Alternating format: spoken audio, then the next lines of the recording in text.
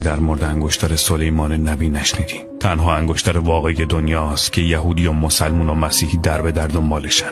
حتی فیلم ارباب حلقه ها هم از رو همین انگشتر ساختن. این انگشتر قدرت عجیبی داره. اولین چیز قدرت تسخیر هر جنبنده‌ای روی کره زمین بود. مثلا همین که با بلبل و سنبل و اجنه و اینا حرف می‌زدن حضرت الکی نبود. بازی نویس چسبیده براش پخش می‌شد. تو اسلام به این انگشتر خاتم سلیمان میگن. توی قرآن به قدرت‌های ماورا و طبیعی اون اینجوری اشاره شده که باعث افزایش علم و حکمت، آشنایی با زبان پرندگان، تسخیر باد، فرمان روایی بر اجنه و شیاطین و دارا بودن ملک و حکومت میشه. یعنی همه زیر ببخشید پرچم حضرت بودن. جالبه بدونیم این انگشتر خیلی هم خواهان داره. از انسان گرفته تا جن و حتی فرازمینی ها هم دنبالشن. شاید پشماتون بریزه، اما اسرائیل وجب به وجب مسجد الاقصی رو شخم زد تا فقط این انگشتر رو پیدا کنه و به جهان حکومت کنه. قشنگ مثل موش کور زمین و جویده. حتی بعضیا گفتن احتمالاً این انگشتر زیر قلمرو واتیکان پنهان شده